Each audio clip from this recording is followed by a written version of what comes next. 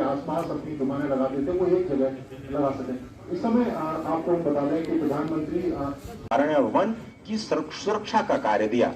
जब वो पश्चिम में गए, सामवेद से आश्रम, यानी जो भारत के तीर्थ हैं उनकी कैसे रक्षा की जाए, जो भारत के आश्रम हैं किस तरह से हम अपने गिरि को बचाएं, किस तरह से हम अपने पर्वत को बचाएं। किस क्षेत्र में जब हम जाते हैं तो जो सन्यासी परंपरा हमको मिलती है उसमें सरस्वती, भारती और पुरी जो शिक्षण संस्थान हैं उनको कैसे बचाया जाए, जो उच्च उनके संरक्षण का कार्य दिया गया। तो आदि शंकर ने ये जो चारों धाम स्थापित किए देश के चारों दिशाओं में, कि कलयुग में भगवान हनुमान साक्षात विराजमान हैं और साक्षात विराजमान हैं और इसलिए भक्तों को साक्षात दर्शन भी देते हैं। उनको उद्धृत कर God has gifted us everything. We should use it but not this. धाम में पुनर्निर्माण के अंतर्गत प्रस्तावित कार्यों का लोकार्पण किया जा रहा है और साथ ही केदारनाथ धाम वास्तव में बहुत ही खुशी का पल है। गौरव के यश अनमोल से हमारे देश के प्रख्यात प्रधानमंत्री श्री नरेंद्र मोदी जी हमारे साथ रूबरू होने जा रहे हैं।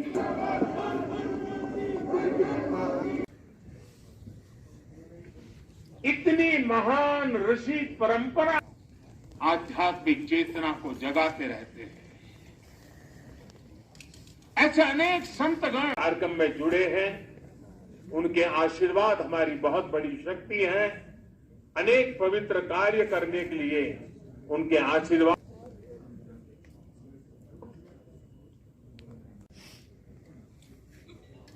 आवाहनम न जानामि। हरे हरे।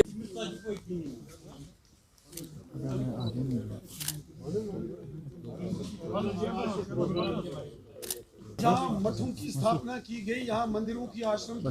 आज से कुछ वर्ष पूर्व प्रधानमंत्री श्री नरेंद्र मोदी जी ने बाबा केदारनाथ के प्रति अपनी आस्था व्यक्त करते हुए एक संकल्प किया था और आज उस संकल्प की सिद्धि हुई है। प्रधानमंत्री जी के कर कमलों से बाबा केदारनाथ की भूमि पर अनेकों निर्माण कार्यों का लोकार्पण हुआ और साथ ही साथ एक भव्य प्रतिमा का विमोचन। और मैं तो ये कहूँगा कि हमारा सौभाग्य कि हमें इस शुभ घड़ी का दर्शन करने का अवसर मिला। इस पुण्य के कार्य में प्रधानमंत्री मोदी जी के आशीर्वाद से शामिल होना हमारे नसीब में लिखा था।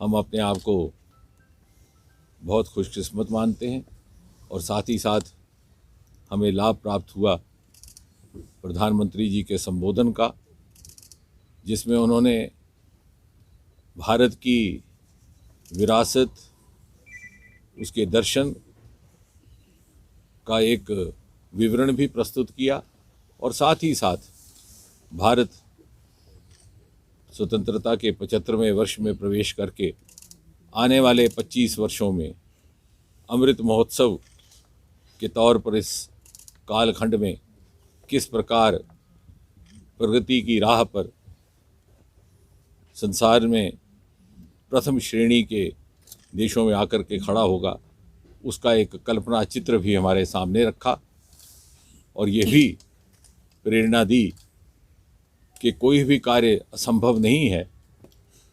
भारत के राष्ट्र में इतनी क्षमता है, इतनी शक्ति है और प्रधानमंत्री जी की निष्ठा और उनके संकल्प से हम सब प्रेरित हैं। नरेंद्र मोदी साहब की सरकार ने हमेशा कोशिश की है कि जम्मू कश्मीर में बड़े पैमाने पर डेवलपमेंट हो और लोगों की भलाई हो। सड़क, स्कूल, हॉस्पिटल्स जैसे बड़े बड़े प्रोजेक्ट्स यहाँ मंजूर किए गए हैं।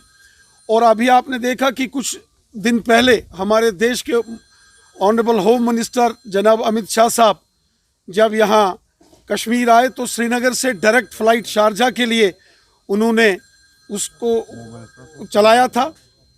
लेकिन बड़े अफसोस की बात है कि पाकिस्तान ने अपनी एयर स्पेस बंद करके ये बता दिया है कि पाकिस्तान कश्मीर के लोगों का सबसे बड़ा दुश्मन है।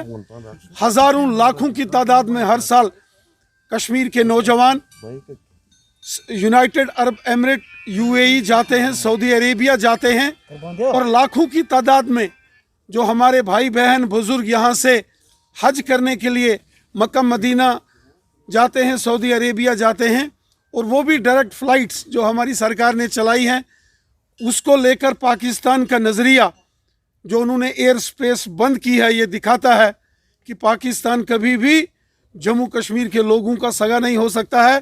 पाकिस्तान कभी भी जम्मू कश्मीर का हमदर्द नहीं हो सकता है। फ़्लाइटें तो जाएंगी, अब पाकिस्तान की एयर स्पेस से नहीं जाएगी, थोड़ा लंबा रास्ता होके जाएगा, श्रीनगर से दिल्ली, दिल्ली से मुंबई और मुंबई से शारजा जाएगी।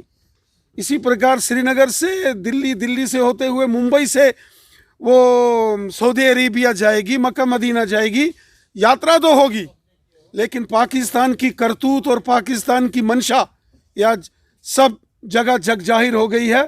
ये बहुत बड़ा जो है उसने छल किया है पाकिस्तान ने।